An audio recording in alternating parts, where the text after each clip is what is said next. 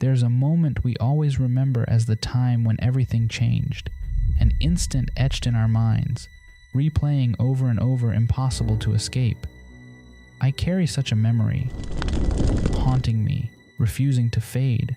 Sometimes I attribute it to the memory problems I occasionally face, but more often it's because my mind can't break free from the shackles of guilt. Despite over a decade passing, there's no overcoming what I'm about to share with you. I hope you'll hear me out until the end to understand that I'm trapped in a perpetual nightmare. Growing up in Idaho during the 90s was tough. Living on the streets, a result of being from a dysfunctional family, was complex. I had a younger brother for whom I always felt responsible. Our father was absent, which, in hindsight, was probably for the best. From a young age, I witnessed our home being torn apart by vices, abuse, and abandonment. The streets became my refuge, earning me the nickname Flea, while my brother was dubbed Skip. We were exposed early to drugs, alcohol, promiscuous sex, and other negative influences. The street folks were our family, and crime, our way of life. Yet, this didn't hinder our interaction with the middle class. Rather than feeling resentful, we yearned to be part of society. But it was difficult to get ahead after long sessions of heavy drug use, the disruptive music of the 90s, and roaming around the streets skateboarding. We were a bunch of rebels. I always looked out for and shielded my younger brother Skip, trying my best to delay his exposure to hard drugs like cocaine or heroin. I wanted to spare him the hardships I had endured, but how can you protect someone else if you're not taking care of yourself? It was a dilemma. Our gang was like a big family, and not everyone was a misfit. There were those who genuinely wished for a different life, yet found themselves trapped by their circumstances. I've lost track of the number of times I was arrested, always for minor offenses, nothing serious enough to warrant a sentence, but sufficient to land me a few nights in juvenile detention. When my brother began treading the same path, I often took the blame to keep him from getting arrested. I wanted to spare him the experience of spending nights locked up, though inevitably, his time would come. The Christmas season was always the hardest. The streets overflowed with love and happiness, but our gang had its own way of dealing with it. For us, joy meant scraping together money for drugs, getting lost in alcohol-induced hallucinations, skateboarding, hassling the festive crowd, and of course, stealing, because survival meant stealing. You could sense when cash was flowing more freely on the streets. This stirred up anxiety among the gangs. Street laws are different, and one had to be cautious about not encroaching on established territories, as such trespasses were often severely punished, sometimes with blood. Violence was a common language, usually beginning with knives, bottles, or razors. But occasionally, when the situation escalated, something more serious, like a gun, would be brought in to command a bit more respect and maintain distance. In one particularly memorable December, I committed my first murder. Skip remains unaware of this. It's a secret I've kept closely guarded. During that time, a member of a rival gang had attacked one of our dealers, committing the grave error of stealing both money and drugs from us. On the streets, such actions usually warrant a death sentence unless you're a gang leader. But this guy was just a novice, likely driven by substance-induced poor judgment. However, the unforgiving laws of the streets don't excuse mistakes. Our gang congregated under the old bridge by the river to plot our revenge. Our leader, whom we called Big Ben, suggested we wear presidential masks for the attack. I found the idea uninspired and dull, so I proposed a more season-appropriate disguise, dressing as Santa Claus to execute a truly unforgettable hit. The gang, more occult than anything else, enthusiastically embraced my suggestion. Getting our hands on the costumes was easy. We filled sacks with weapons, aware that we were gearing up for what could escalate into a full-blown street war. Due to the urgency of the situation, we planned the attack for just 3 days after our meeting and immediately set to work on the ambush. Deciding who would take on the grim task of killing the unfortunate target was tough, but it seemed I was the only one with any doubts, as everyone else quickly pointed to me. For this operation, they even gave me a temporary new name, the Grinch, the one destined to ruin this poor guy's Christmas. And honestly, I was taken with the idea. Disguised as Santa Clauses, we began our hunt. We set up watch outside the other gang's headquarters, biding our time until they concluded a meeting. As our target emerged, alone and unprotected, we seized our chance. Somewhere inside, I sensed this young novice had been forsaken. Gangs have their own harsh codes about paying for mistakes. We encircled him, ensuring no escape. I remember it vividly.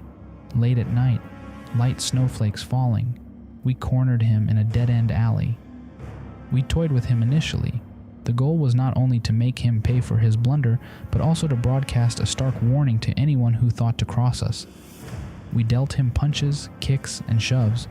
His fear was palpable, shaking visibly. In his eyes, I recognized something, a ruthless streak in myself, a predatory instinct. On his knees, I demanded his last words. He remained silent, so young, probably just 16 or 17. Pressing the gun into his mouth, I uttered, "Tell Santa, the Grinch sends his regards." The news spread rapidly.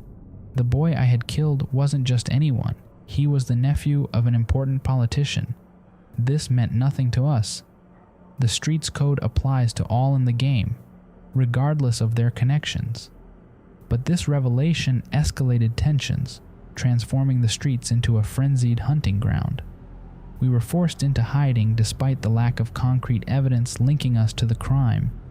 Gangs were always the prime suspects in such cases, and I felt the weight of suspicion even though no fingers were pointed at me directly. I was the one who had taken that kid's life, but I was merely a pawn in a larger game. To my little brother Skip, I spun a different tale.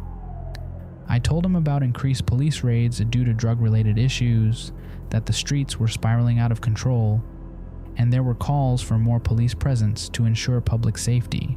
We had to lay low. My explanation was a bit far-fetched for our gang's usual behavior, but I think he bought it, or perhaps he just didn't care enough to question it further. The real trouble began on an ordinary day, while we were hanging out in an abandoned warehouse in the industrial area. Moving drugs had become increasingly difficult due to the intensified crackdown on the streets. Communication channels were disrupted, and rumors circulated about possible police infiltration within the gangs. In a recent attempt to sell drugs, one of our dealers vanished mysteriously, and we suspected it was retaliation from a rival gang. Though we had absolute trust in our crew, there was always the underlying fear of betrayal, especially if one of them was caught. Our suspicions turned into reality after 4 p.m. Suddenly, a fleet of vehicles converged on the warehouse's perimeter. We were caught off guard. The warehouse had no back exit, trapping us like rats. We couldn't mount much of a defense. We attempted to resist, but quickly realized we were outnumbered, so we surrendered before a full-scale battle could ensue. There were about 15 of us, mostly underage, facing around 30 police officers.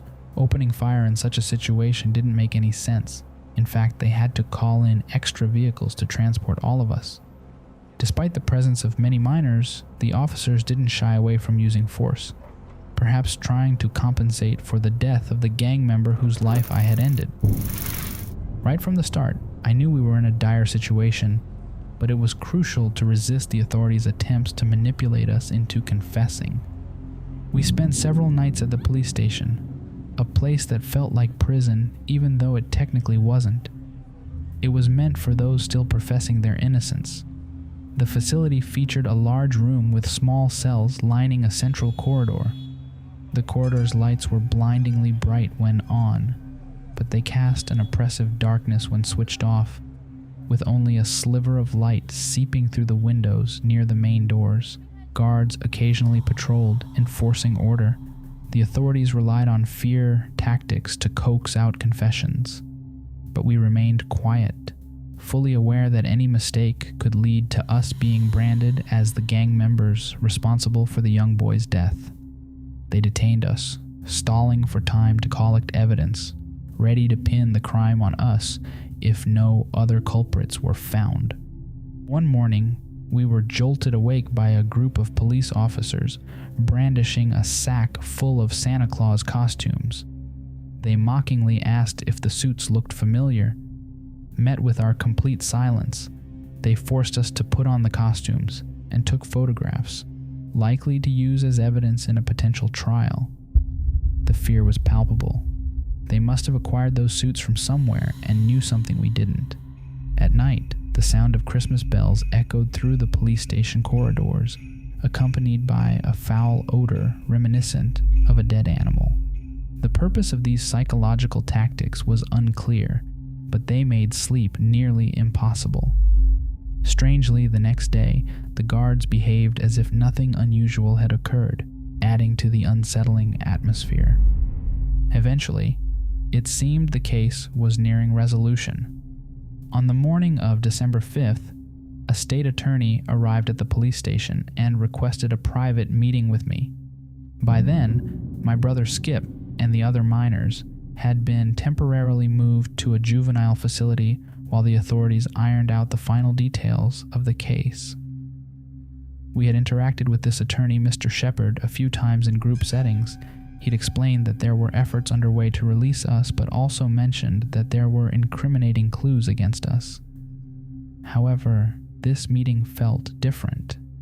As soon as I entered the room, Mr. Shepard cut straight to the chase. They found the weapon you used. I kept my face expressionless, saying nothing. Internally, though, I felt a sense of dread creeping in. Seeing that he wouldn't get a reaction from me, the attorney shifted gears. He informed me that the minors, including my brother, would be returned to the police station and face a brief trial the next day, where they were expected to be exonerated. As for me, being of legal age, he mentioned that the typical sentence ranged from 30 years to life imprisonment. I remained stoic. Then Mr. Shepard inquired about my family situation. What about your parents? Will they look after your little brother? I didn't respond. His concern seemed superficial, perhaps assuming he'd be compensated regardless of the case's outcome. My brother's future didn't seem to be a major concern for him, but for me, it was the opposite. I was deeply worried about what would happen to Skip. Later that day, I had the chance to see my brother and the others from our gang. Surprisingly, they all seemed all right. There were no signs of mistreatment. I decided not to tell Skip anything just yet, thinking I would do so the next day. However, that night, December 5th, everything changed for me and the rest of the crew. During the middle of the night, the quiet was shattered when one of the doors at the far end of the main corridor creaked open. Gradually, we began to hear the faint jingle of Christmas bells, a sound we had encountered before, accompanied by staggered footsteps. My initial thought was that it might be a police inspection, but such a check at around 3 a.m. was highly unusual. Nobody usually came around at this hour. Any incident in a cell, even a death, would likely go unnoticed until morning. The entire scenario was abnormal and unsettling. The ringing of those bells still echoes in my mind, as vivid as if it had happened just yesterday. Gradually, we all stirred awake, baffled by what was happening. Could this be some sort of farewell prank? A final act of intimidation? It seemed unlikely, but we quickly got to our feet, ready for anything. The ringing of the bells drew nearer, accompanied by the now familiar, sickening smell of decay. To add to our unease, the lights of the detention center, previously off, started to flicker erratically. Then, abruptly, silence fell, and the lights went out. Clutching the bars of my cell, I peered into the darkness and saw something moving in the shadows, its footsteps sounding more like animal hooves than human steps. The foul stench intensified, as if some beast was drawing closer. Overwhelmed, I shouted, Hey, who is there?" I turned to rally the others to join in, but froze at the sight before me. The miners, including my brother Skip, were suspended 2 feet off the ground, as if by invisible cables, their eyes rolled back, floating eerily. I was struck with disbelief, feeling a chilling fear spread through me. Reacting instinctively, I yelled, "Help! Help! What is happening?" Frantically, I scanned the cell for the security camera and started jumping, gesticulating wildly, hoping against hope that a guard might be watching. I glanced back towards the corridor, and amidst the flickering lights and shifting shadows, a horrifying figure emerged. It was a grotesque, demon-like creature with a long, reddish tongue and goat horns. This entity, part human and part beast, was draped in the skins of other animals, sporting a beard and stark white hair. Its labored breathing was audible in the eerie silence. Though I couldn't see its eyes in the darkness, I could hear its voice inside my head chillingly clear. "I have come to take something that belongs to me." Then I blacked out. Whether it was for a moment or much longer, I can't say. But when I came to, I found myself in a nightmarish version of my own town. Everything was in ruins, the city ablaze around me, and I was sitting on the ground. It was definitely me. I checked my hands and body, and everything was in its place. The air was filled with the same foul odor as that of the creature. Looking around, I realized I was on the old bridge where we had plotted the murder of the boy from the rival gang. I struggled to my feet and instantly realized that I was encircled by all the miners from our gang, eerily floating in midair as if possessed, their bodies lifeless yet suspended. Then, the same voice resonated inside my head. "The time has come to say goodbye. These children have been really naughty this Christmas." Still baffled and horrified, I managed to spot Skip among them. A sinking feeling told me this might be the last time I would see him. Frantically, I spun around, searching for the source of the voice, and cried out, "Who are you? Why are you doing this to me?" I lost consciousness again and awoke at the police station, drenched in sweat and utterly disoriented. I found myself on the cell floor, curled up tightly. My body ached as if it had been stretched to its limits and then abruptly released. Struggling to my feet, I realized that all the miners, including Skip, had vanished.